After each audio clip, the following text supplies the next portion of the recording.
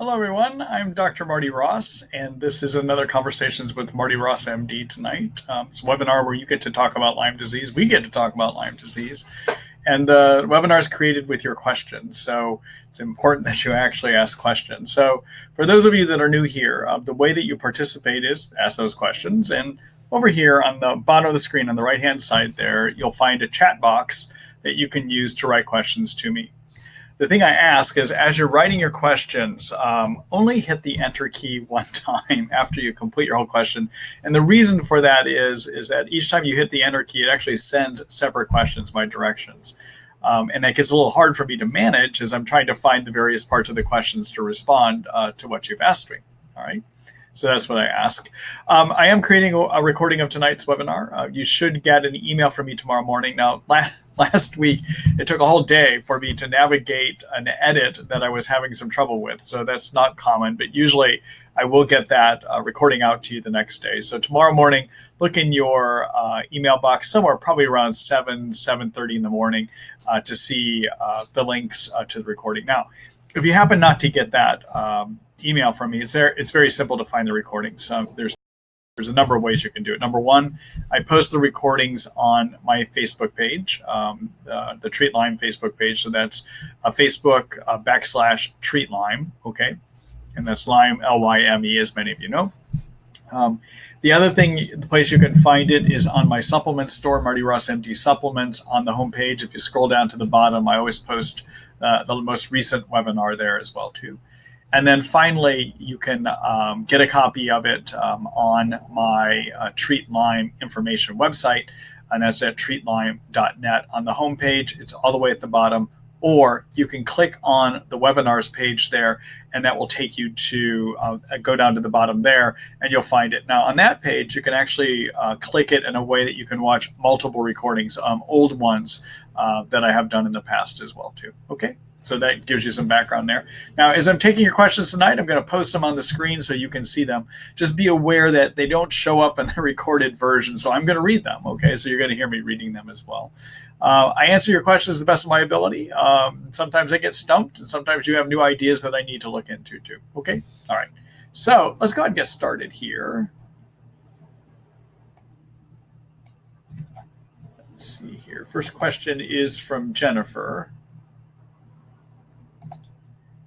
There we go. Hi, Jennifer. Let's see. Hello, Dr. Ross. Excuse me here. I'm trying to get myself situated here. Let's see. Thanks for helping all of us navigate this complex conglomeration of challenging illnesses. You're welcome. My question is about the immune system. I have been on 2 antibiotics, Zithromax and Bactrim, Malarone, fluconazole, Cryptolepis, Mariva 500, and more for over a year now.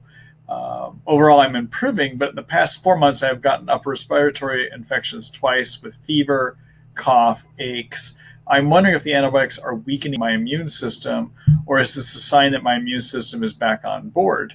The trouble is that a simple cold becomes a much bigger deal since I have asthma, etc. And lastly, do you think that transfer factor multiimmune is something good to take for fighting colds and flus? That's a good question. So, okay, so let's talk about a number of things here. So first of all, I'm glad to hear you're improving. That's good. And one thing that I see with my patients as they're getting better is that often, because their immune systems are so suppressed at the beginning of the illness, their immune systems can't even mount an attack that challenges viruses in a way that gives symptoms. Okay, so most of those symptoms that you actually have from viral infections are because the immune system is reacting against the infection and releasing inflammatory chemicals. So in some ways, it's kind of perverse, but in some ways, as a person starts recovering from Lyme, their immune system starts working better, they're going to start having more symptoms associated with virus infections. So to answer your question, yeah, it could be a sign that your immune system is coming back online. Okay, it's actually working better. Okay. In terms of ways to boost your immune system to fight viruses, there's 2 approaches. Okay, number one is to take things that turn on the cellular part of your immune system, the cells that actually fight virus infections and actually fight Lyme, so that they're regularly revved up, ready to attack, especially cold viruses, flu viruses, as they come in. Okay. And there's two ways you can do that. Number one, you could use this transfer factor multi-immune. And transfer factors are basically chemicals, proteins that are made by the detective cells in our immune system that turn on the cells that need to fight infections. And specifically, these transfer factors turn on what are known as natural killer cells, which are the front line of defense against viral infections and some bacteria infections. Okay, so they kind of turn them up so that they're regularly revved up. Okay, if you were to do that, that's one pill twice a day. The other thing I will do either with the transfer factor multi-immune or separate from it to help boost up the cells that fight viruses is to work with an herb called reishi mushrooms. And I like a product called reishi gano mushrooms by JHS Naturals. And that is 400 milligrams.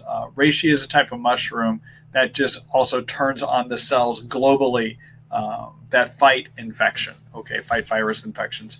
And that's one pill 3 times a day. Okay, so those are two things you can do to kind of keep your immune system revved up to fight those virus infections.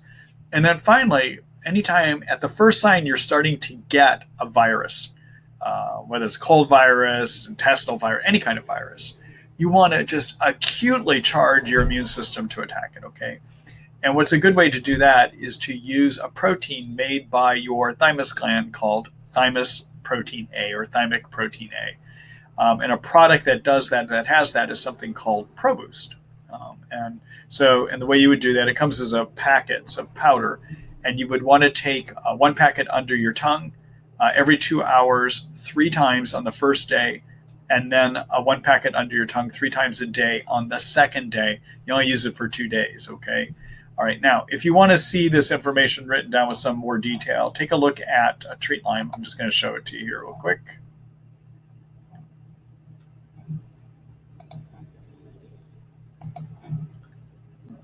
That didn't turn out right. Hold on here a minute. There we are. Okay, so this is Treat Lyme. And take a look under the Start Reading tab here. There is a chapter called Infection Treatment Plans. And take a look down here at this article called Keep This Cold and Flu Package on Hand for Fast Results, okay? And so basically this is how do you acutely treat viruses, and also what do you do to charge up your immune system so that it can deal with them. Okay, now I think for those of you that didn't participate last week, you may have not heard this, but for those of you that did, I now have made Treat Lyme entirely free. All these articles are free for anyone to read anytime that they want to. Okay, so feel free to click on that to see more information about that. All right. Okay, and then in terms of this, the products I was just telling you about. So this is my supplement store. This is where patients of mine get their supplements, but anyone can get supplements. And I welcome all of you. Anyone that wants to buy supplements from here can, okay? And so in terms of the reishi product, I like this one called made by JHS Naturals, okay? This is the one I use in my practice, and I find it works really well. And then again, if you're interested in transfer factors, there's a number of transfer factor products that we actually carry, but this one called transfer factor multi-immune is the one that we were just talking about. Okay, all right, so let me go back here.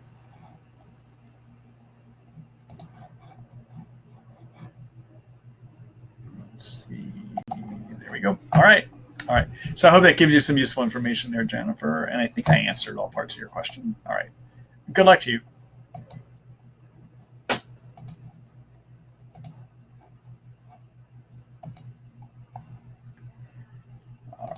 Hello, Nancy. Let's see. Is widespread intense itching all over the body part of Lyme or co-infections or symptom picture? It started roughly 3 days ago.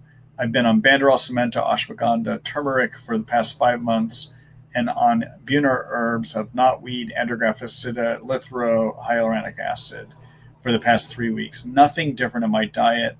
Any ideas? Could it be that I'm suddenly reacting to the andrographis, even though I've been using it for 3 weeks already? On a different note, have you any experience with patients drinking their own diluted pee as homeopathic remedy for Lyme things. So on the urine question, no, I don't. I don't. I know that Klinghardt here in the Seattle area sometimes will have patients do that. It's nothing that I have done in my practice, so I'm not experienced as to whether it makes a difference or not. Okay, all right. In terms of, let's see here. So itching can mean a number of things. Number one, it may mean that you are actually having an allergic reaction to something. So I'm doubtful that it would be from the things you've been on for 5 months, okay? Because I would expect by now you would have reacted. It is possible it's coming from something that you've been on for 3 weeks, which would be more of those Buhner type herbs that you have added in. It's hard for me to say which one. And what I would suggest doing is just stopping them. When the itching goes away, add one at a time. If you are now allergic to one of those, if you've developed allergy to one of those, which can occur over a 3-week period of time sometimes, you will recognize it right away as you add it in, okay? What you might want to do is re-add things every 2 days or so, for instance, all right? Now, there's another thing this can sometimes be. You can get itching throughout the body if you're having an allergic reaction not only to the drugs you're taking, the herb drugs you're taking, but also if you're reacting to something in you. And sometimes when you're on herbal and prescription antibiotics, it's possible to get too many yeast growing in the intestines, okay? And those yeast we react to by having an allergic reaction to as well. So try to figure out if you have allergies going on to yeast right now, meaning do you have too many yeast growing in your intestines?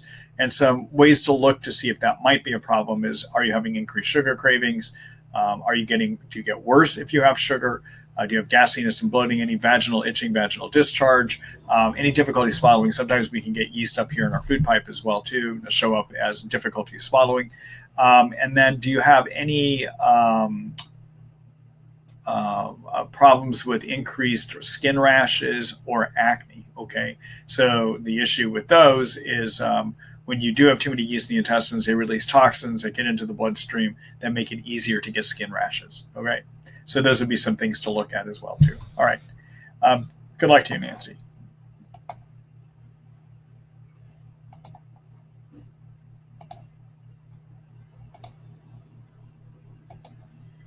Hello, Fiona. Let's see. Dr. Ross, in a relapse from previous experience, glutathione helped immensely. I've been doing nebulized glutathione daily, 200 milligrams for 3 weeks, and one IV, 2,000 milligrams to start. I'm wondering how much is safe to do. It is sticky. Does it build up in the bloodstream? Thanks for your time and expertise this evening. Yeah. So, glutathione is not going to build up in the bloodstream because once you do an IV injection of it, eventually it's going to break down. Okay. So I don't think that's an issue for you. Generally, if I do nebulized glutathione, I'm going to have a person do it as 200 to 400 milligrams twice a day. So nebulized to everyone means that you breathe it in. You may have heard of nebulizers for people, for instance, that have asthma. One of the medications they can breathe in is taken in using a nebulizer. So a nebulizer is a machine that's an air compressor. It's about that big, that has a tube that comes out of it, and it blows air over through a container. It's a container that has liquid. As the air goes over that liquid, it causes kind of a vapor gas that you then breathe in. Okay, it's a way of vaporizing medicines. And we sometimes use it for asthma medicines, but it can be used to get glutathione in. The reason it works for glutathione is one way to get things well absorbed into the bloodstream is to actually breathe them in. They get absorbed through the blood vessels in the lungs. Another way to get into the bloodstream is IV glutathione, okay? And the strongest way to get glutathione in is either IV or nebulized. If you are going to do it in an oral form, there are good oral preparations, but probably still not as well absorbed as what you would with the nebulized glutathione, for instance, okay? A good oral preparation that I like using, Research Nutritionals has a product called Trifortify, and that product has got some good studies done by Research Nutritionals that actually shows it does increase levels of glutathione within your cells, okay? So they've gone out and done the work, but generally, unless it's a type of glutathione for oral that has been prepared in a way to get it absorbed, most oral glutathione does not work. For it to work, it needs to be a liposomal glutathione, meaning microscopically wrapped in fat to increase its absorption, okay? All right, so glutathione, everyone, is a very strong antioxidant made in every one of our cells. It's a great antioxidant in our cells. It actually repairs damage in all of our cells. Okay, it's also used by the liver to help detox. It can help repair nerve injury as well too. The other thing, because it's a great antioxidant, it can help in Herxheimer reactions, and it works by decreasing oxidizing agents that trigger the immune system to make too many inflammatory chemicals called cytokines. Okay, so it lowers the trigger for cytokines.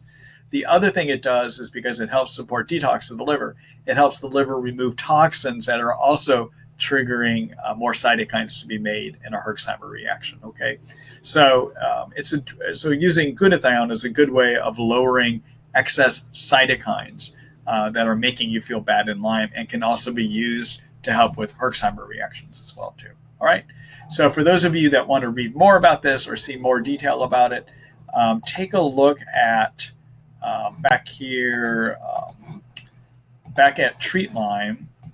There is a whole chapter on detox, and that's where you're going to find the glutathione article. You also find it in the cytokine chapter or the inflammation chapter as well too. But here is my article on glutathione. I describe how to take it IV and by nebulizer as well too. Okay, now back to the last part of your question. Can you get too much? So no, I don't. You're not going to get too much. You're not going to hurt yourself by getting too much. It's just going to be excess resources that you don't need. So nebulized, I would do 400 milligrams twice a day. Through IV administration, I usually do 2,500 milligrams up to 2 times a week. Okay, so I don't think by what you're describing that you're doing anything excessive here. Okay, all right. Good luck to you, Fiona.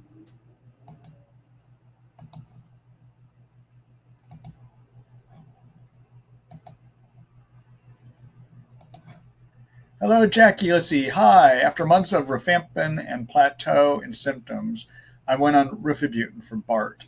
I had severe anxiety return as well as dry eyes, blurred vision, vertigo, intense head pressure, and fever. I made it 2 months, but was supposed to be on it for 6 and increased the dosage. The Herx was constant unbearable. Couldn't work or take care of my kids. Should I stay on it? My doctor says it works after 6 months. That is a pretty intense reaction that seems to me more than a Herx. Both rifampin and rifabutin can sometimes have severe what are called drug reactions, where you actually get sick because the drug is actually triggering an immune reaction. Also, they can have intense side effects. That reaction you're having on the rifabutin seems either like a drug reaction or intense side effect reaction. I probably would think about doing a different plan for your Bartonella. And there's a variety of ways of going after Bartonella. I'm going to show you the article so you can take a look at that and come up with some ways for yourself. But I would reconsider using your rifabutin here. That would be my suggestion. Okay. So and the reason I'm saying that, I have had a patient get really ill on rifampin and one really ill on rifabutin, and everything got better immediately as we stopped. And these were beyond Herxheimer reactions. Okay. All right. So that caused me to read more about both of these drugs. Let me do a quick screen share here again. Let's see here. All right. So back in Treat Lyme. In terms of how do you treat Bartonella, take a look at this chapter called Infection Treatment Plans. And there is my article called Kills Bartonella Brief Guide, which I updated probably about a month ago now. But take a look here and go through all kinds of options that you would have for getting rid of Bartonella. All right. Go back here. All right. Thanks for that question, Jackie. Good luck to you.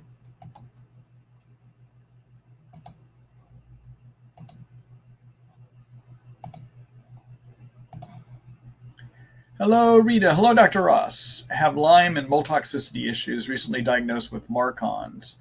The compound nasal spray is harsh and wondering how you treat this. Looked for your Marcons article, could not find it on your sites. Any thoughts on treating this combo of issues? Thank you for what you do. So I don't believe that Marcons actually is an issue. So that's why you don't find an article. I don't believe in treating it, but I want to explain why. Okay.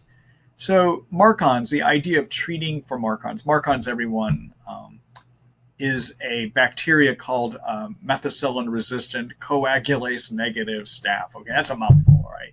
But it's a type of staph bacteria that lives up here in your nose passages, and it colonizes. It's not going to give an infection you can see, but it's living in the mucus lining there, all right? And so the person that came up with the idea that we should treat it is Dr. Richie Shoemaker. Shoemaker is the guy, physician, living out in Pocomoke, Maryland, that discovered the idea or came up with the idea and the science behind the idea that 25% of people that cannot get better or that get exposed to mold toxins are not able to remove them, okay? So what happens in 75% of us, when our immune system sees a mold toxin that gets breathed into our blood, or we drink it in or eat it in and gets into our bloodstream, 75% of us are set up genetically that our immune systems will tag those toxins. They'll get broken down and removed from the body. But there's 25% of people, based on Shoemaker's work, that have an immune system that doesn't work correctly at getting rid of those toxins. They don't get tagged.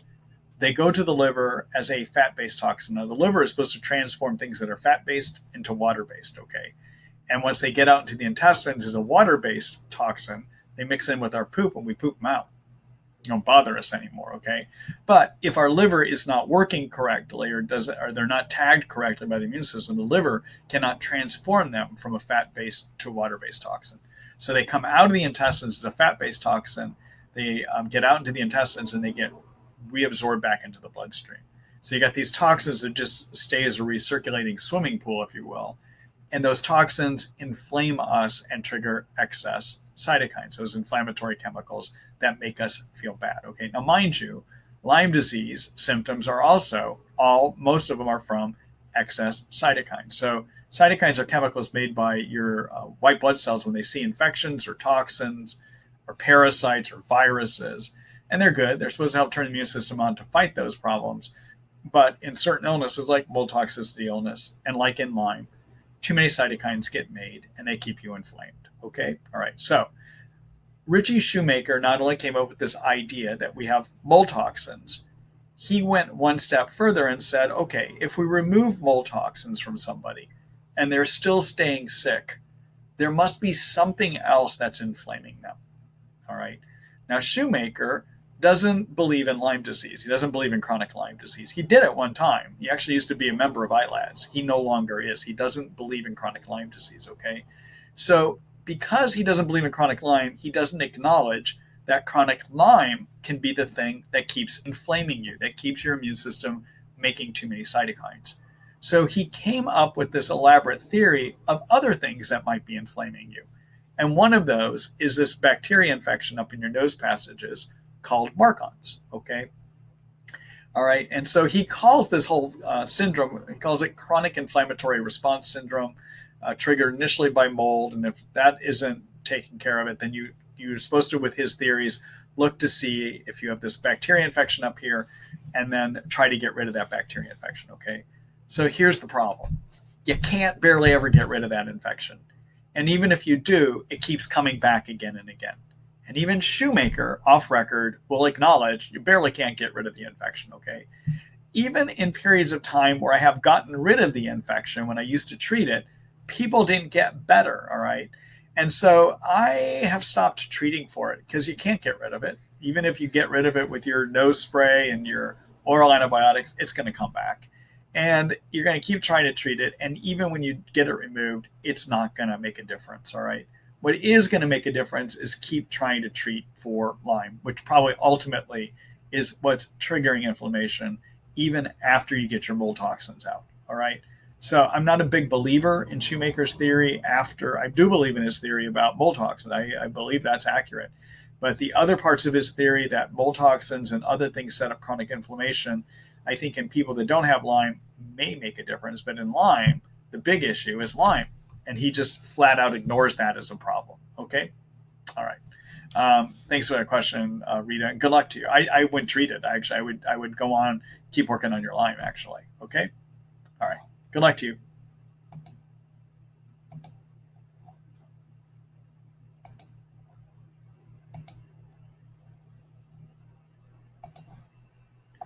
Hello, Karen. Let's see. Hello from the UK. Hello. It's very early in the morning there where you are right now. Let's see, about an 8 hour time difference. Yep, you are sitting very late right now, or very early in your morning. Let's see. I have Lyme disease, and main symptom is brain inflammation. What is the best treatment protocol that works if the Lyme bacteria is in the brain? So let me just make a comment about that. So everyone with Lyme has it in the brain.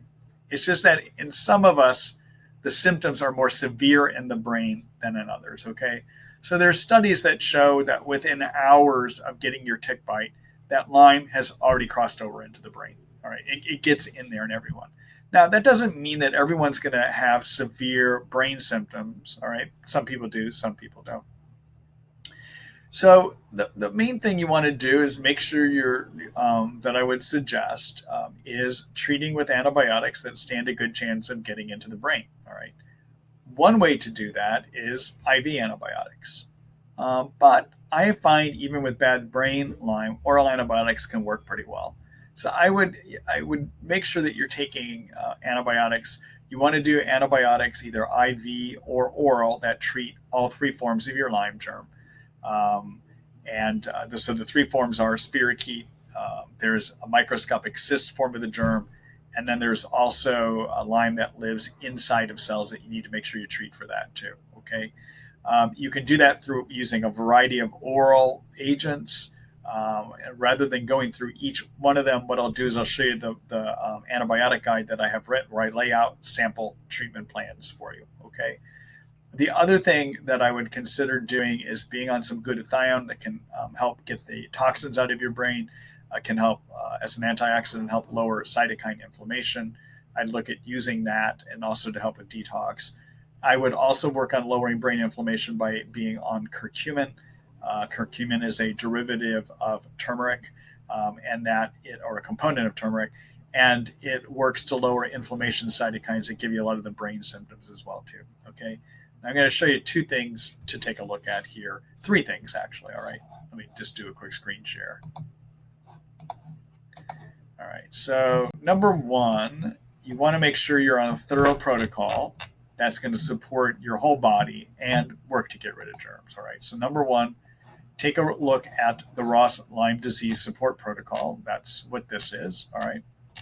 You're going to find it on my treatment protocol tab. It's all the essential things you want to do to deal with Lyme, whether it's in the brain or outside the brain. Okay. All right. So number one, make sure you're doing things to get sleep. I'm going to give you some ideas here. Number two, I like people to try a paleo type diet. Click on this link here. That's my paleo diet that I recommend. Okay. Number three, lower inflammation. The reason you want to lower inflammation is to feel better, but all these excess cytokines that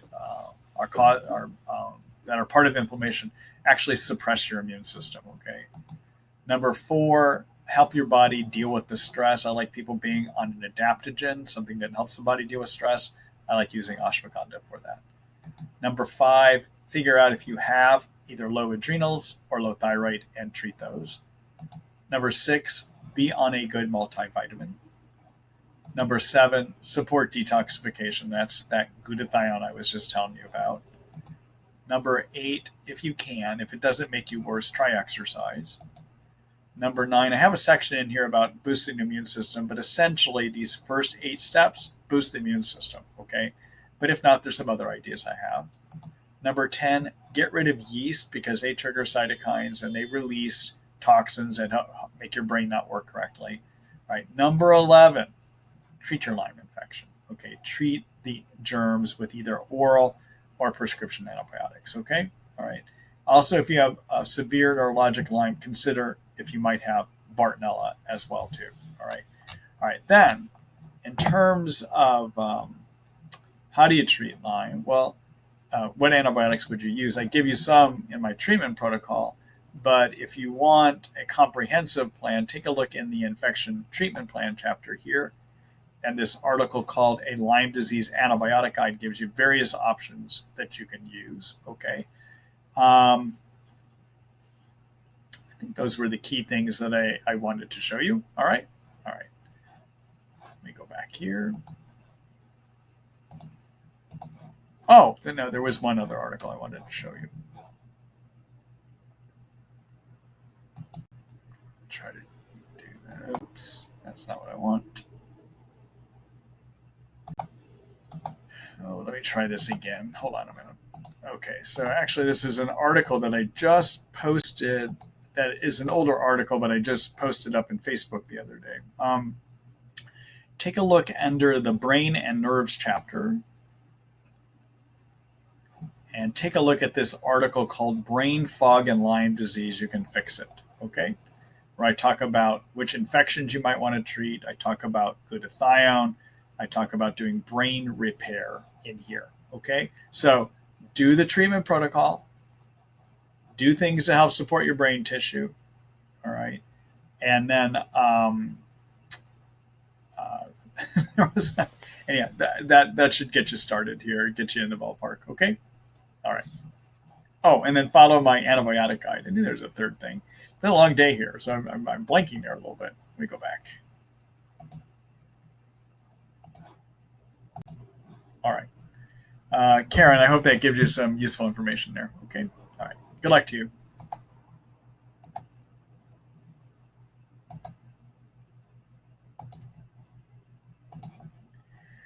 Hello, Christine. Hi, Marty. Had my third test real time for mold. Now test equivocal for only gliotoxin after 2-year treatment on clay, chlorella, charcoal, and cholestyramine. What would be the next step? Real-time aspergillus panel, candida panel, blood test to figure this out and get rid of it. Thank you.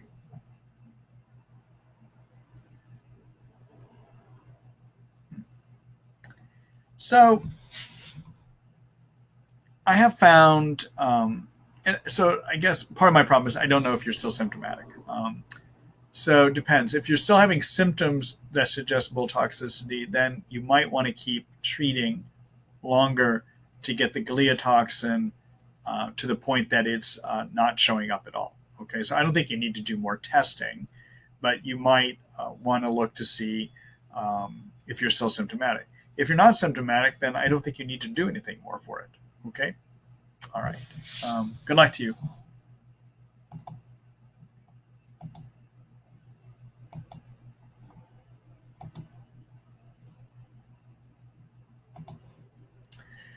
Hello, Bree. Let's see. Trying to be patient. I've had Lyme for 6 years, diagnosed 1.5 years ago. Neuro-Lyme. Brain messed up, twitching, seizures, fatigue, achiness. I'm trying to do as much natural as possible. Currently doing hyperbaric 2 times a week and on Vital Plan, which I really like, but I'm so sick still. When will I see progress? So, first, I don't. How long have you been on the Vital Plan? I'm diagnosed. All right. So, first of all, when somebody has the seizures and twitching like you're having, that makes me wonder if Bartonella is part of the picture. Okay, now I can only say that based on those 2 symptoms, but I would want to know more about whether you have other symptoms suggesting Bartonella. So other symptoms, it's the co-infection Bartonella. Okay, so often when people have bad neurologic Lyme, you have to wonder if Bartonella co-infection is also part of the picture. Okay, so when a tick bites you, not only can it transmit Lyme, it might transmit these other co-infections. So symptoms that can suggest Bartonella include pain on the bottom of the feet, seizures, tremors, anxiety, depression. Sometimes people with Bartonella have neurologic hypersensitivity, like sound sensitivity, smell sensitivity, light sensitivity. People with Bartonella sometimes will get restless legs, where they feel like there's something crawling on their legs, so they just constantly have to move their legs around. Bartonella sometimes can trigger bladder irritation. So people with Bartonella may have the urge to pee frequently, or they'll have burning on urination as well too. Okay, so those are some general symptoms that make you think about Bartonella. But usually, when somebody's got severe neurologic Lyme, I am also going to treat for Bartonella at the same time. Okay, right now, and that's the problem with the Rawls Vital Plan. His formulations don't treat Bartonella, and I think it's a shame. I think I understand what Dr. Rawls is trying to do. He's trying to use something that helps most people, but what helps Bartonella is a combination herbal would be a combination of Houttenia and Sitta acuta, and his herbs don't include that. So you might his herbal option, which is based on Buhner herbs, is the andrographis that's in there, and the knotweed and the cat's claw are useful for Lyme. But I will also tell you, based on practical experience of using Buhner herbs, is that they only work about 65% of the time. Okay. Now, if your options are herbal only, if you don't have somebody that can prescribe, there's better herbs you can use than what Buhner and Rawls propose. Okay. One is for Lyme, I like using two herbs that come out of the Cowden protocol because, based on my experience, they work about 85 to 90% of the time. And that is to use cat's claw combined with Otoba bark. Now, Buhner does not like using Otoba because he doesn't think there's enough science that shows that it works. There are petri dish experiments that show it's successful. He largely ignores those. But also, there's my clinical experience. It works, and based on clinical experience, and I think that stands for something. Okay, so generally, I would use both of those as liquid tinctures. I like using a brand of herbs called Wildcraft Herbs that come out of Canada. The manufacturer of those is doing a good job making a very potent decoction of those herbs. And the way that I would do it is I would start each of those at 5 drops twice a day, add 1 drop per dose per day, until you reach 30 drops twice a day. Okay. That works about 85 to 90% of the time for the Lyme. Okay. You need to start doing something to treat for Bartonella. And if you can do that, or the herbal combination of Sida acuta and Houttenia will work for Bartonella about 70-75% of the time. This is one situation that if you could actually get prescription antibiotics, I think you'll do better. Prescription antibiotics for Bartonella work about 80 to 85% of the time. But if you can't get them, then try the herbs, okay? The way that you use Houttenia is you actually start at 5 drops twice a day, and you increase by 1 drop per dose a day until you reach 30 drops twice a day. The Sida acuta, I have people start at 1/8 of a teaspoon 3 times a day. And after a week, if it doesn't make you worse, then I have people go up to a 1/4 teaspoon 3 times a day. Okay, now you can take all these herbs all at the same time. The only thing about the herbs, I suggest people take them on an empty stomach without food. You can take them with other medicines, though. And by without food, I mean do not take them beginning 30 minutes before you eat through 2 hours after you eat. Okay, that's how you do that. All right, so I think you're not entirely treating the right infection. I think you're only treating Lyme. And I don't think that the combination in the Vital Plan actually, it works about 65% of the time. You may be part of the 35% that it doesn't, but also you're missing a major infection here, which I think is the Bartonella. There's a strong possibility of Bartonella. Okay, and the other thing I would take a look at is take a look at all the components that I suggest in the Ross Lyme support protocol that I showed earlier tonight. Okay, all right. So let me show you, I'm going to do a quick screen share here. All right, so back in Treat Lyme, in terms of trying to figure out if you might have Bartonella, you make that decision based on symptoms. The lab testing is not that accurate, okay? So look under this chapter, this section called How to Diagnose. Look at this article called It Could Be Bartonella Babesia, the Symptoms and Signs. Okay. All right. And then in terms of options to treat Bartonella, take a look at my infection treatment plan section here and look at Kills Bartonella Brief Guide. I describe the Sida acuta and the Houttenia in there. I also describe the prescription antibiotics that you might consider as well too. Okay, all right. And then in terms of things you can do to support your brain, take again a look at the article called Brain and Nerves. And you might take a look at this article called Brain Fog and Lyme Disease, You Can Fix It. Okay. There's also another article I have in here about how do you deal with tremors and seizures. You might want to take a look at that one as well. Okay.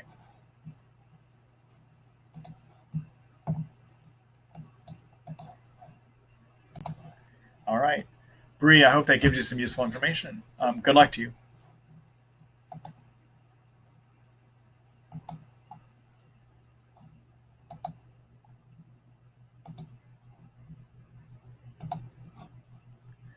Hello, Susan. Let's see. How long can we stay on Banderol and Cemento to treat Lyme? And can we take Hutania and Sitacuda to treat Bartonella at the same time? The answer is yes, you can take Hutania, Sitacuda, Banderol, and Cemento all at the same time. Okay, all four at the same time. All right. And yes, you can take Hutania and Sitacuda together as well, too, in the way that I was just talking about it. In terms of Banderol Cemento, I don't find there's a limit in the length of time that you can use them. I think you can use them as long as they seem like they're still working. I have used them on some people up to 2 years and found them to generally work well. The thing about herbs, and this is a point that even Buhner makes in some of his work too, is that you tend not to get resistant to the herbs. And I would agree with that. And I do see occasional that people will get resistant, but in general, herbal options, people tend not to become resistant to those. Okay? All right. Good luck to you, Susan. So anyhow, how long can you stay on them? As long as they're still working. All right. And as you just heard me say, I've used it even up to 2 years in people before. Okay. All right. Good luck to you.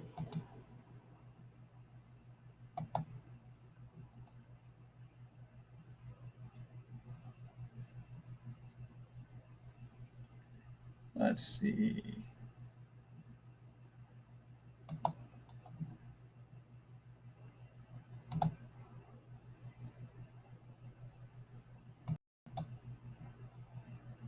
Let's see here.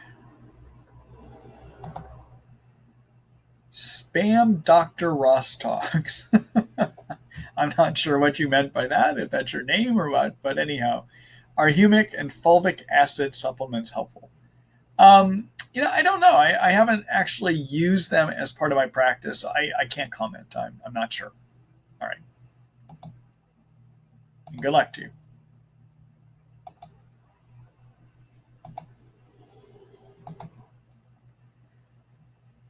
Hello, Charlene. Let's see. What are your thoughts on cholestyramine for use with mold exposure to aflatoxin M1? So,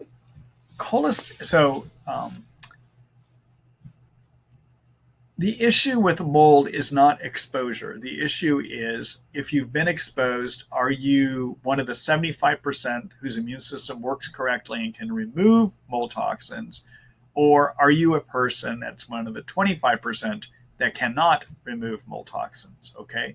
So just because you've been exposed doesn't mean you need to do anything about it. The issue is, are they stuck in you? All right. And the only way to find out if they're stuck in you is to do a urine test to see if you pee them out. And if you are peeing them out, that means you've got too many in you. Okay. So the lab that you can use is either Real-Time Labs or Great Plains Labs is doing a test now as well too. All right. So if they're in you because of a test that shows they're in you, a urine test that shows they're in you, then I would treat for it. And can cholestyramine work for aflatoxin? Yeah, it can work.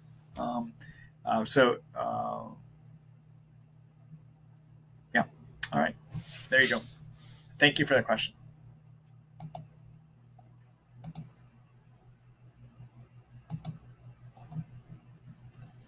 All right. Nancy's written me a question and did not hit the enter key multiple times. It's a long question, though. And I found last week if I try to display long questions, it screws up my screen so that I can't get out of it. All right. So I'm not going to post it, but I am going to read it. So, Nancy, this is your question. Okay. Hi, my 20-year-old son has completed 14 months of clarithromycin, rifabutin, and several months of ivermectin for babesia, and also ended treatment with minocycline. He was being treated for Bartonella babesia. His main symptoms were all neurocognitive, including severe constant depression, anxiety, cognitive issues, etc. He's about 60% better after 1 year of ending treatment, but still has lots of cognitive issues, including memory issues and trouble concentrating and being organized. He's trying to get through college and taking a reduced load. He was a straight A student pre-illness, which was incorrectly diagnosed for 3 years of psych issues. Can you make some recommendations for treating the continued cognitive issues, his depression and anxiety? He's on Effexor. He also has been on albendazole for the past 3 months to see if any leftover parasites, but doesn't seem to be helping. He also relaxed strongly to the full moon each month, starting 3 days before, and even worse cognitive issues. I appreciate your thoughts. All right, so to a number of things. First of all, I don't think ivermectin is a good choice for babesia. So one thing I would suggest that you do is to make sure that he doesn't have babesia still. And one thing to do is just look at his symptoms. Okay, so symptoms that suggest babesia include night sweats, anxiety attacks, not just ongoing anxiety, but anxiety, huge anxiety attacks. Okay, racing and skipping of the heart, headaches in the front of the head can indicate it. Sometimes people with babesia get frequent deja vu experiences. Okay, so they'll have deja vu multiple times a week, even multiple times a day sometimes. Okay, sometimes people with babesia get these little red cherry spots under the skin that look like your blood vessels ruptured. Okay, that can be a sign of it. And babesia sometimes will give a lot of air hunger. All right. So if he has a number of those symptoms, I would consider getting on a good babesia treatment. I'm not sure why your doctors used ivermectin for that. And albendazole is not something I would use either. I will show you an article that you can take a look at for treatments for babesia. I'm not going to explain that here. I'll show you that article a little bit. I've written an extensive article about how do you treat babesia, but I would not call ivermectin. So if he has symptoms still suggesting babesia, I would treat for that. Okay. The other thing is he still has significant symptoms to me suggesting Lyme and Bartonella. And if his treatment was mainly clarithromycin and rifabutin only for the 14 months, it's possible that his germs got resistant and they stopped working well enough. Based on what you're telling me here with severe cognitive issues and depression and anxiety, I would still question if he still has Bartonella and Lyme, and that he might do better treating for a longer period of time still. Okay, so for both Lyme and for Bartonella, I would use different drugs than you used before, and I give you a number of recommendations in my articles about that too. Finally, I would do some things to help support his brain and repair nerve tissue, and that's would be to use some glutathione, to do some NT factor, to use some CoQ10, and to use, if he's vegetarian, he might consider using some acetyl L-carnitine too. All right. Now, there's a lot of ideas to look at, and rather than go through every one of them and take the time to do it here, I'm going to show you the articles. Okay. All right. So take a look. I'm going to do a screen share here. All right. So this is back in Treat Lyme. Okay. So I'm in the brain and nerves chapter. All right. So I would take a look at this brain fog and Lyme disease article. It's about how to repair nerve injury in the brain. Okay. There's a number of steps that you can take, including glutathione, repairing the cell energy factories called mitochondria, working with coenzyme Q10. And also, I do suggest in here treating Bartonella if you still have a lot of symptoms too. Okay. So that's number one. All right. Then, in terms of treating Bartonella and treating Lyme, take a look at this article, A Lyme Disease Antibiotic Guide for Ideas about How to Treat Lyme. Take a look at this article about killing Bartonella for ideas about treating Bartonella. And for ideas about killing Babesia, take a look at my extensive article about what do you put together to treat Babesia. And I just don't see ivermectin as being one of those medicines that's useful for that. Okay? All right. And then finally, I just showed this a few minutes ago, but in terms of how do you diagnose, how do you know if your Bartonella or your Babesia is still active? It's based on the symptoms. Take a look at this article. It could be Bartonella or Babesia, the symptoms and signs. Okay? All right. All right, let me go back here again. All right. So Nancy, I hope that gives you some places to look at least, okay? All right. Good luck to your son. Good luck to you too.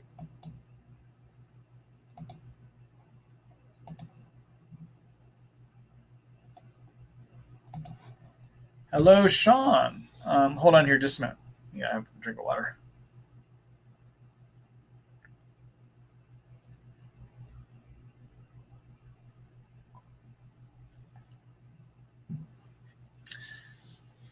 Hello, Dr. Ross. Let's see, I'm interested what you would test for if only band 41 on a Western blot was elevated. Would you look for Epstein-Barr, HSV, CMV, or other viruses?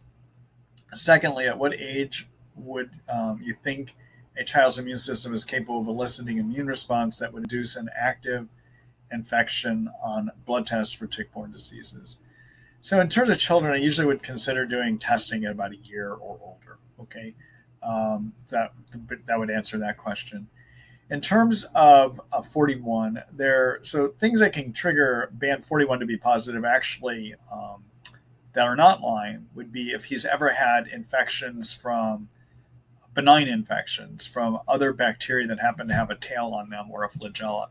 So that band 41 is a protein found on the end of the spirochete, the tail of the spirochete, and it's very similar to other proteins that are found on bacteria that have tails. Okay, so when you have 41 positive, it can be from benign infections from other bacteria, benign bacteria. All right, so there really isn't anything else to test for, and just realize that band 41 is not specific for Lyme. Okay, nor is it something I would think of for viruses. I would think more for bacteria that have tails on them. All right, I hope that gives you some insights there. All right, good luck to you, Sean.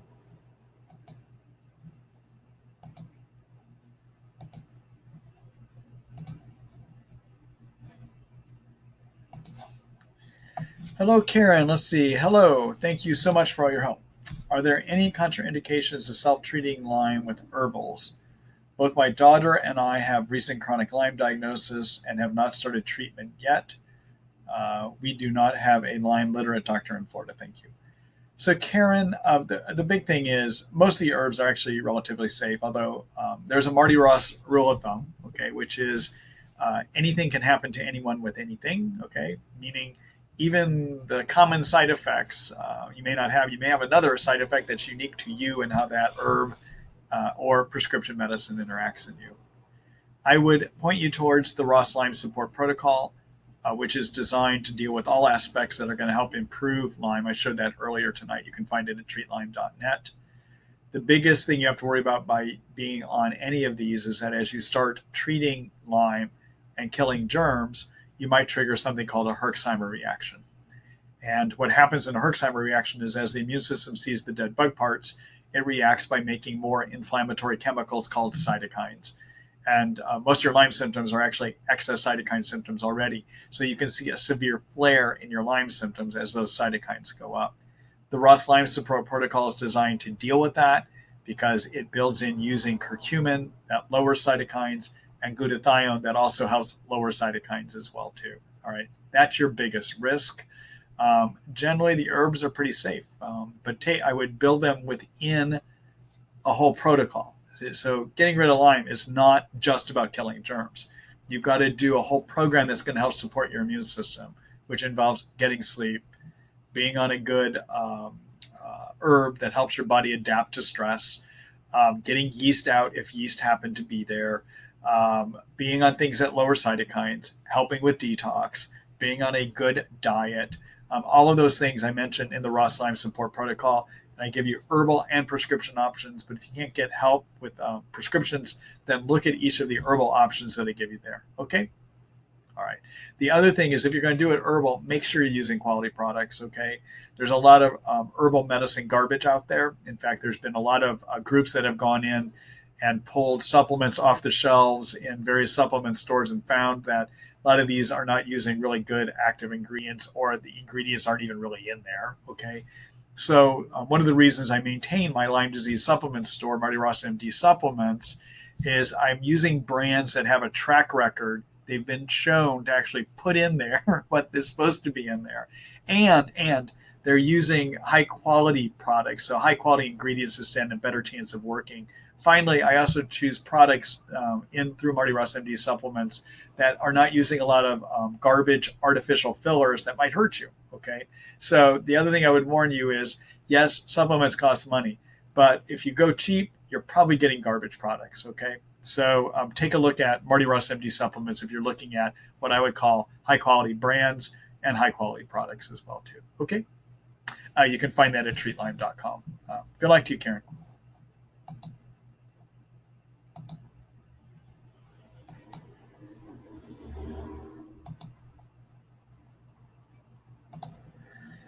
Hello, B. Let's see. I watched a video that featured many alternative healers, including indigenous and integrative doctors. Buhner sounded really knowledgeable regarding herbals instead or in addition to pharmaceuticals. Are you familiar, and what is your position on his theories? The film was very interesting. It was done by Nick Polizzi, who was interviewed healers all over the planet. Have you seen this series? B, I haven't seen the series, and yeah, I have a lot of respect for Buhner. I think he's done a good job of exploring the herbal medicine world, treating people with herbs, and seeing what works. The only comment I would make, as I've said earlier, is I don't think that his approach to, although I think his approach to Lyme works maybe about 65, maybe 70% of the time, which is good. I mean, that helps a lot of people. Okay. I think that there are some stronger herbal options, which would be those two herbs that come out of Cowden, not the whole Cowden protocol, but using Otoba and cat's claw continuously, I think, is a better approach for Lyme. Also, doing things to support the immune system, like I recommend in the Ross Lyme support protocol. The whole protocol supports the immune system. Okay, but no, I have a lot of respect for him. I think he's done a great job. He's well written, well researched. I think he's a brilliant guy. Okay, all right.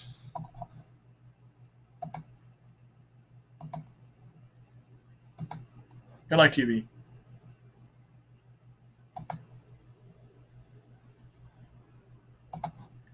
Hello, Robin. Let's see. Hi. My Lyme seems to be gone for the most part, but after getting hives over my entire body from last meds, I fear taking the doxy for the mycoplasma.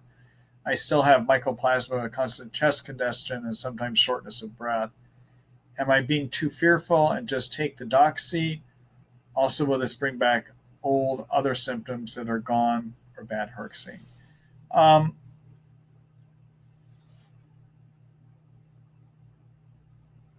so what I can't tell from your question is when you got the hives, were you on doxy? If you were on doxy when you got the hives, there's a possibility you might have a doxy allergic reaction. There are many medicines you can so any antibiotics that get inside of cells can treat mycoplasma. So those would be the tetracyclines. Those would be the macrolides like Zithromax, Biaxin, which is a zithromycin and clarithromycin. Okay, rifampin can be a medicine that gets inside of cells that can do that. Okay, so if you're fearful of the doxy, you might want to look at some other options. Okay, all right. Good luck to you.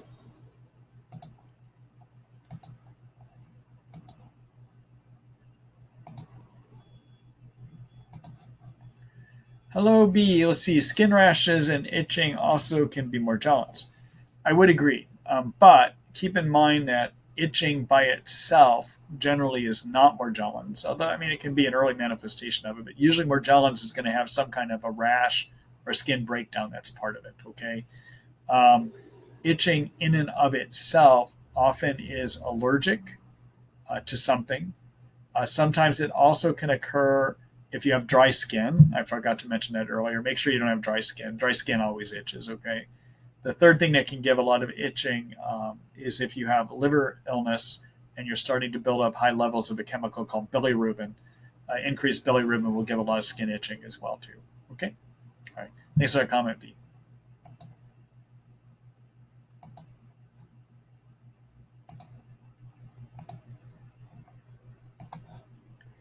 Hello, Marge. Hello and good evening. Question. I have Lyme, babesiosis, and shingles, all since mid-June. Pain in arm and leg and fatigue. What is a good way to sort this out?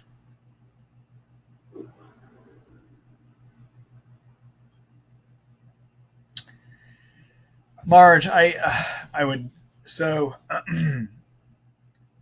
I think you're going to either need to visit with a physician that's knowledgeable about Lyme and co-infections, and most of those will also know about shingles. Okay, so either visit with a Lyme literate medical doctor, or if you're needing help sorting it out, you could take a look at my one-to-one consult visit where I'll visit with people online. Just keep in mind with my one-to-one consult, I cannot prescribe. Okay, The other thing I just want to let everyone know, I'm only going to be doing those consults through October 23rd, and then I'm going to be stopping that, doing those visits as well too. But if you just want to get in the ballpark, get an idea, I'd be glad to help you look at that. The way that you can wind up doing that is, let me do a quick screen share here.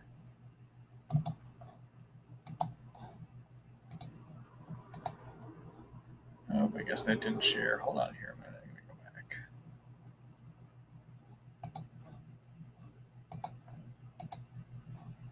go back. What happened? Oh, I didn't hit the share button. There we go. All right, now you can see my screen.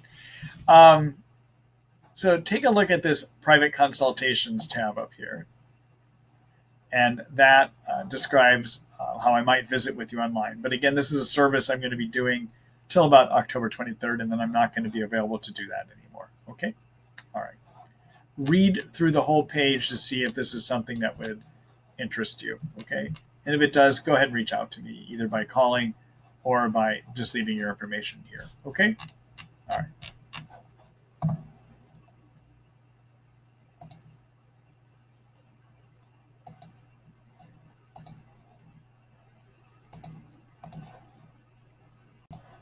All right. Good luck to you, Marge.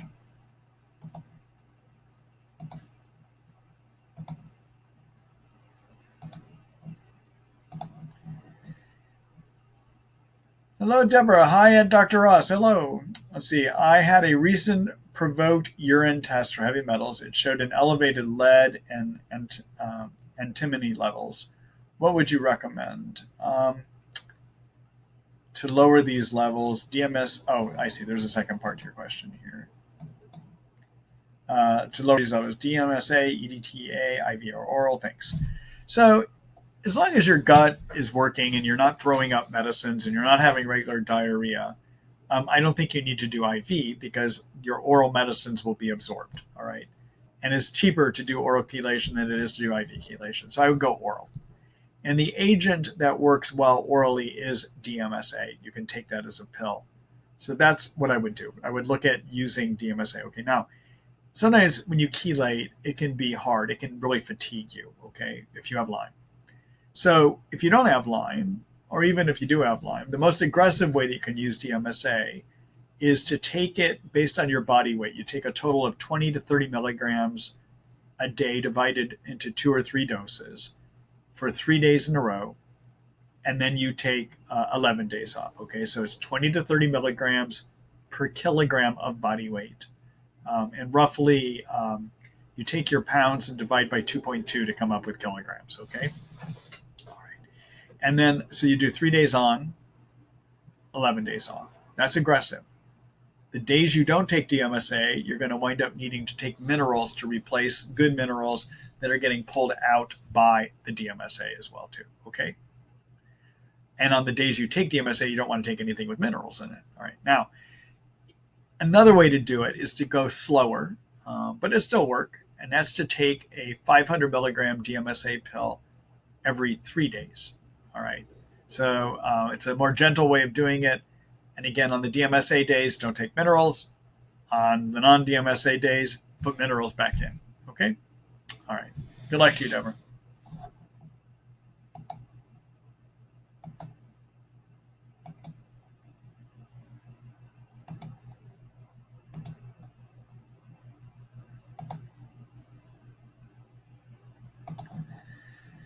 Hello, Lisa. Hold on here just a minute.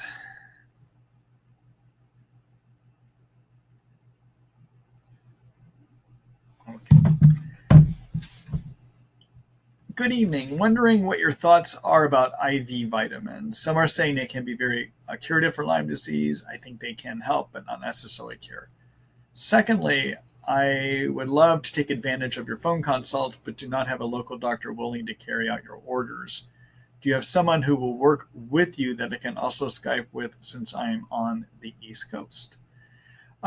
So unfortunately, no, I don't have anyone out on the East Coast that I'm working with. And again, I'm only going to be doing these consult visits for about another month or a little under a month, or a little over a month, I should say.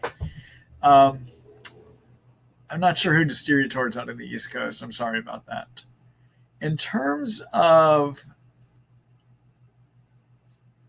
in terms of IV nutritionals, IV vitamins, they can help, but they're not going to get rid of Lyme. So one of the things that happens when you have chronic illness, sometimes the body's ability, the cell's ability to absorb vitamins to the inside becomes limited. So they become nutritionally starved. And there's two ways that nutrients get inside your cells. One is there's pumps and channels that they use for that specific nutrient to take it to the inside. Okay. The other way you can get things to the inside is by brute force. And that is if you put a high concentration of a chemical, a vitamin, a nutrient on the outside of the cell, and there is low or no concentration on the inside, there is a pressure that gets created. We call it oncotic pressure, which is pressure that gets created by differences in concentration on one side of a membrane. Okay. So if you have lots of nutrients out here in your blood because you put them there with an IV, and you have limited on the inside, you just have a cell membrane separating it, by brute force, these nutrients out here will be drawn into your cell. That's something called oncotic pressure. And it doesn't require the channels and pumping mechanisms of a healthy cell to work, okay?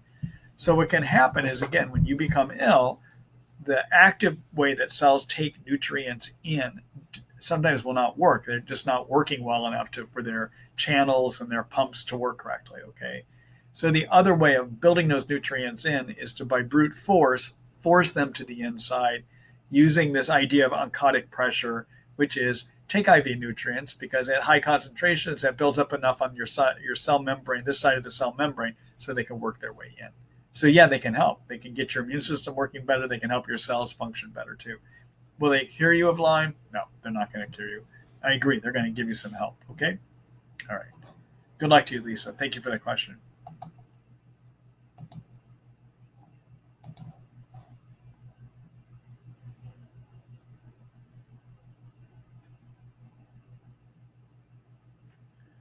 All right. Hello, Rita. Part 2 of a question. Let's see. Part 2. If there is no Lyme but mold toxicity with Marcons, and you don't treat Marcons, how do you treat the mold toxicity once again? Thank you. So, I'm not clear if I understand your question. So I think what you're saying, I said that basically you may have ongoing inflammation even after you remove your mold toxins. I think that's what you're referring to. So the way you treat mold toxicity is you have to see, first of all, do you have mold toxicity? All right. And you need to see, do you have excess mold toxins built up in you? And the way to do that is with a urine test, either through real-time labs or through Great Plains labs. Okay. If you do have excess mold toxins, then the way you get rid of them is you have to use binders to bind them up, to pull them out of your intestines, to bind them in the intestines. Binders are cholestyramine, something called bentonite clay, activated charcoal. Those are good ones to use, okay? And depending on which toxins are in you determines which binders you use, all right? So if you want to read more about this, take a look at my article.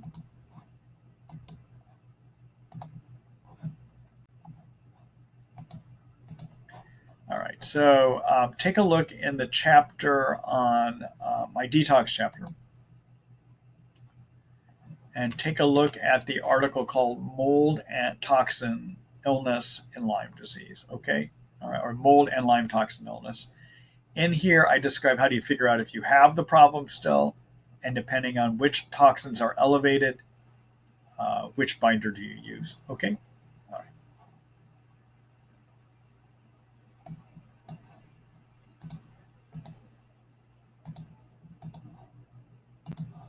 All right. Thanks for the question, Rita.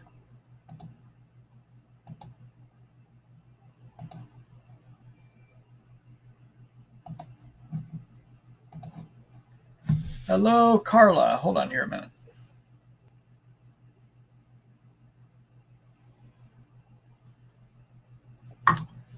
Hi, Dr. Ross. About 3 years ago, I was bitten by a tick and contracted Lyme, Babesia, alpha-gal, mammalian meat allergy, and thus Epstein-Barr virus, mycoplasma, and high candida, and leaky gut. After treating for many months, I did additional testing and found out I have poor detox genes, MTHFR heterozygous, etc., developed multiple chemical sensitivity, and MORCONs. I have recovered mostly. I have my energy back and leaky gut is improving with AIP diet. But my remaining symptom is brain fog and cognitive issues and reactions to light, sound, and talking. I've had a brain scan that showed some neurodegeneration. In 2017, in 2017, I tried to take curcumin but feel worse when I take it. Most supplements actually make me worse except fish oil. Not sure how to proceed. Carla, so one thing that may be left here, again, I mentioned it earlier tonight, you may have some mitochondria injury. Maybe I didn't mention it all the way. It's part of my brain recovery protocol, okay? So every one of our cells has an energy factory system, which are called mitochondria. And by some estimates, there are 300 to 400 mitochondria in a cell. Inside mitochondria, sugar and fat are burned through a bunch of chemical reactions and create cell fuel, which is something called ATP. When you have chronic infection or you have mold toxin illness, one of the things that can happen is there's an overproduction by the immune system of oxidizing agents. And oxidizing agents damage fat membranes, all right? And the covering of your mitochondria is a double layer of fat. It's a fat membrane. So the mitochondria membranes can get injured. And if they do get injured, then you have persistent brain dysfunction. You can have ongoing fatigue. You can have ongoing dysfunction of your immune system. You can have ongoing problems with thinking, okay? So the trick is to repair that covering. And what I like to use to repair it is the types of fats that make up the covering. And the supplement I like for that is something called NT Factor, Energy by Research Nutritionals. There have been studies done looking at NT Factor, and studies show that by 2 months of using it, there's average energy improvements of 40%. I find something similar in my Lyme patients. I also observe that it gives better thinking abilities as well, too. Now, I hear you're medicine sensitive. There's other things I might have you do to repair the mitochondria and your nerve tissue too, but because you're sensitive, I would focus just on the NT factor. For people that are not sensitive, I might begin at 2 pills 3 times a day. You might try just 1 pill a day, but if you can, I would try to work up to 2 pills 3 times a day for 2 months. And then after 2 months, you would change to taking 1 pill 3 times a day for 4 months, okay? Now, if you want to see other things I would do, in terms of helping to repair the neurodegeneration. There is that article I showed you everyone earlier tonight about brain fog. It's about how you repair brain tissue, how do you repair the mitochondria. It's all built into that article, okay? So I take a look at those additional steps, but I would start primarily just with the NT factor, okay? All right. Good luck to you.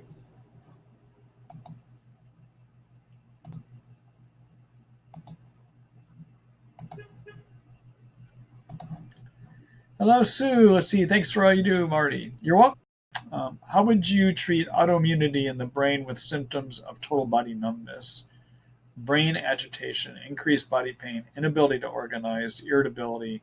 I have not been able to tolerate any oral antibiotics, as each time I take them, I get a more severe Herx reaction. I feel like I'm dying every day. Please help. So, Sue, I don't know what your underlying germs are. I assume that if you're here, there's some Lyme. But that picture of severe agitation also makes me think about Bartonella. And there's a few things you might want to do. So first of all, you're going to have to go really low and slow. So even though, for instance, with the herb for Houtunia, or for Bartonella that I like using called Houtunia, and also Psittacuta, normally I would work people up to 30 drops twice a day on the Houtunia. And the Psittacuta, again, I would work up to half a teaspoon 3 times a day. You may not be able to. And what really matters ultimately is, do you have enough of the drug herbal drug in your blood so it can work. And that's determined by two things. It's determined by how much do you take and how quickly does your body clean it out or through detox mechanisms remove it. My experience tells me when I've got somebody that's really sensitive, often they have impaired detox. That means they're not removing things as quickly, okay? So you don't need to put as much in. One of my long patient that I helped a number of years ago get rid of Bartonella is somebody that we could only work with Utinea at 1 drop twice a day. That's all I could use. Anything we did more than that flared her up. And we even had to start a lower dose than that, okay? So what I would do is look at herbal antibiotics as liquid drops because you can really low dose them. I would look at the information I have on Hutinea instead of Okuda for Bartonella. I would also suggest looking at Otoba and cat's claw tinctures for Lyme. And I would start out with those only at a drop a day of each of them. See if you can tolerate it. Okay. The other thing I would look at doing is see if you can lower inflammation, block Herxheimer reactions by getting on some curcumin. And I like using a liposomal variety curcumin. I like using a product by Thorne called Mariva 500. It's a 500 milligram pill, and you do 1 pill 3 times a day. Okay, that's what I would do. Those are some ideas for you. Okay, all right. Good luck to you.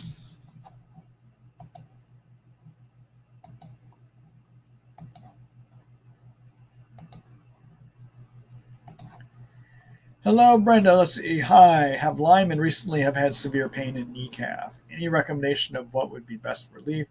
I take turmeric on lipospheric glutathione, doing herbs, and I don't think the rest of your question showed up.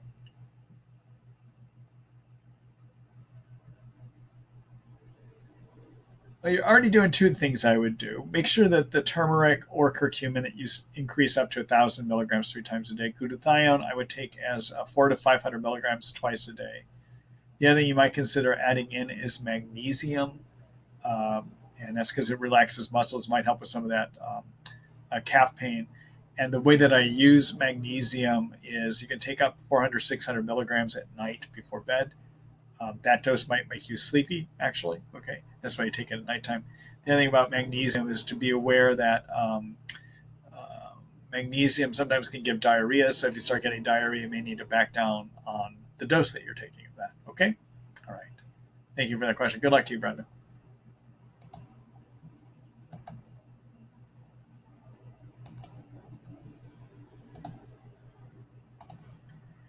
Hello, Eileen. Let's see. Do you find lichen sclerosis to be part of Lyme and co-infections? Doc says it goes with Lyme, but have nothing to treat it. Had a year of pulse antibiotics. What do you recommend to treat it? Thanks so much for all your work to help all of us for all this time. Hope all is going well with the board. The board continues. I'll just leave it at that. Eileen, in terms of... So lichen planus is a skin condition. It's probably more of an autoimmune skin condition where the immune system is attacking you. Lyme can trigger autoimmune illness, so it's possible this is being triggered by Lyme in you. It's possible, okay? But there's really no way to know for sure if it's coming from Lyme, but it could be. In terms of treatment, often steroid creams can help, but in Lyme, the problem is those might get absorbed inside of you and suppress your immune system. So if you can avoid using the steroids, I would avoid using the steroids. I've never tried this next thing I'm going to recommend for lichen sclerosis, but it might help. And that is one of the treatments that you can use to turn down, decrease autoimmune illnesses in Lyme is to use low-dose naltrexone. And it might help you here, okay? You would need to give it about a 3 to 6 month try to see if it's going to work. So naltrexone is a narcotic blocker. We use it for drug overdose people, okay? But our own body has its own natural narcotic system called endorphins. And we have endorphin receptors. Naltrexone blocks those endorphin receptors. And the reason it's called low dose is this manufactures a 50 milligram pill, but when we use it to block those receptors in Lyme to help regulate the immune system, we use it as a 1.5 milligram pill, and we work up slowly to 4.5 milligrams a day. That's why it's called low dose, okay? All right. And then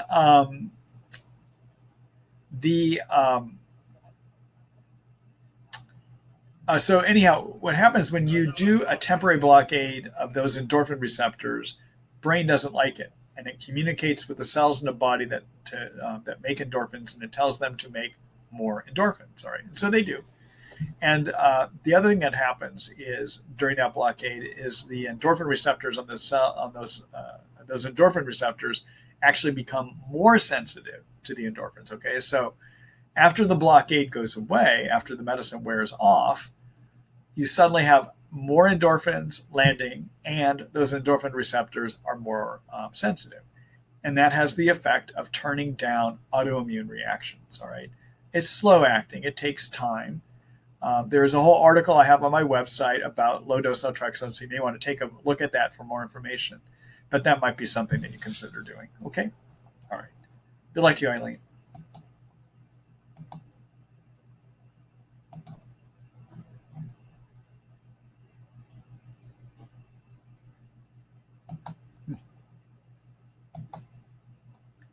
Hello, Pamela. Hi, Dr. Ross. Hoping things are going well with your board. Your energy looks like maybe not. No, I didn't sleep well last night. That's what you're seeing here, I think. Have you heard of an energy Lyme treatment from Europe called CHIM? Some people I have connected with said 2 to 3 rounds got rid of their symptoms, cured. So grateful for all you do and all your recent site and article updates. You're welcome, Pamela. You'll see more over time. I've been actually spending the last month trying to turn all of my infection treatment plan articles into a book. And that is actually off to the editor right now. And I plan on self-publishing it. So probably over the course of the next week or two, you'll be getting information, or you'll see information about that being on my website, so that people, instead of having to read everything online, actually can have it in a published form. I'll be doing it as a paperback. I'll be doing it for Kindle, and I'll be doing it as a PDF download that you can download from the site. Okay. So that's what I've been doing. I've been updating so that I can, it takes quite a bit to put a book together, I have found out, but that's what I'm doing. And we'll see what the editor does to my work coming up here too. Maybe that's why I look so tired. I've been putting a lot of time into getting that done, and getting some of that information transferred into a book form, which is a little bit of a different animal altogether.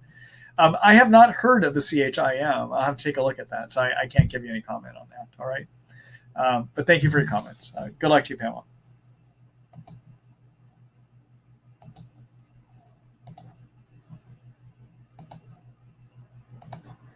Hello, Robin. Let's see. Part 2, I was on Bactrim when I got the entire body hives and trying to clear the mycoplasma. Now my fear is old symptoms coming back and herks. I was originally diagnosed with Lyme, clinically diagnosed with babesia, brain fog, blurry eye vision, aches again. I severely fear taking any meds after hives. Am I overreacting, or will Doxy be okay? I've never had a reaction to it before. So I think you had allergic reaction to the Bactrim. Okay, so it's quite common to have allergies to Bactrim. And because you did to Bactrim does not mean you will to tetracyclines. They're two totally different classes of drugs. It's extremely rare that you would. I think you're safe to take the doxycycline. Okay? All right. Good luck to you, Robin. All right. Now, believe it or not, it is 6:26. And I have just completed the last question that you all wrote. That's a rare moment that happens. So I'm going to go ahead and wrap it up here tonight. It's been good visiting with all of you tonight. We will do another webinar again next week, and then I'm going to take a week off. All right. So I hope to see you here tomorrow morning. When you get the email from me, you will be able to sign up for the next webinar. And again, look for that email. It's probably sometime around 7 to 7:30. That is if my edit goes okay tonight. Last week it did not. I was really having some problems with that, but we eventually got that to work out. All right? All right. Good night, everyone. Good visiting with you here.